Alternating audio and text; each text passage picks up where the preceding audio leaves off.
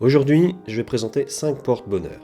Et vous allez voir que les superstitions, une fois bien installées dans la culture populaire, ont tendance à rester pendant très longtemps.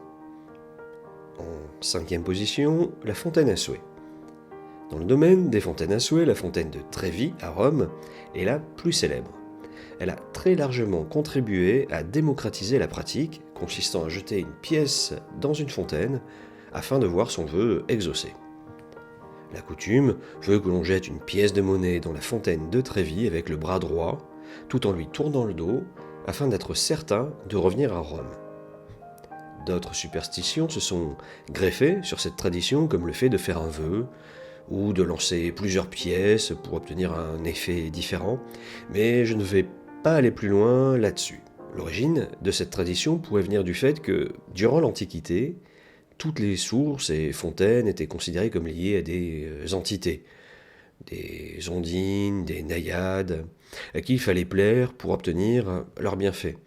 Et par la suite, l'Église a consacré la majeure partie des sources et fontaines en les associant bien souvent à des saints. Alors évidemment, ça n'a pas empêché les habitants de continuer à trouver une sorte de vertu magique aux fontaines, mais au moins cette fois, c'était dans le cadre religieux.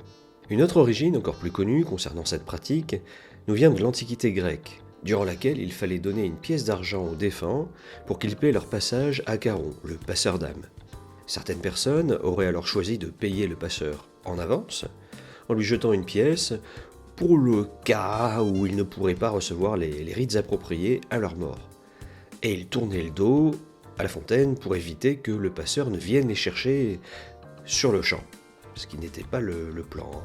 Alors je ne sais pas si Charon a reçu quoi que ce soit des pièces qui ont été jetées dans les fontaines, mais la fontaine de Trévi reçoit environ 2000 € en pièces par jour, ce qui fait qu'elle génère un peu moins d'1 million d'euros par an, qui sont reversés à une association caritative. En numéro 4, la patte de lapin. Durant l'Antiquité, c'était la patte de lièvre qui était censée porter bonheur. En gardant sur soi une patte de lièvre comme talisman, on cherchait à s'approprier ses vertus en termes de fécondité. Avec le temps, le lapin a été inclus dans le lot à cause de sa ressemblance avec le lièvre. Et la signification a changé pour devenir plus générique, à savoir que ça porte chance tout simplement. On ne se demande plus pourquoi, et on a complètement oublié que c'était lié aux prodigieuses capacités de reproduction de nos amis lagomorphes. Pour conclure sur ce porte-bonheur, j'utiliserai une citation de Louis Aragon. La patte de lapin, ça porte bonheur, mais pas au lapin. En numéro 3, le trèfle à 4 feuilles. On estime qu'il y a un trèfle à 4 feuilles pour 10 000 trèfles. Alors oui, il faut bien reconnaître que c'est un sacré coup de chance, ou l'affaire de beaucoup de patience, d'en trouver un. La tradition nous dit que le trèfle à 4 feuilles apporte la chance et la richesse. Il a même plusieurs symboliques dans la religion chrétienne, comme celle de représenter la croix du Christ avec ses 4 feuilles. Alors, personnellement, je trouve que ce n'est pas parce qu'on a eu la chance de toute relative de trouver un trèfle à 4 feuilles que l'on est chanceux.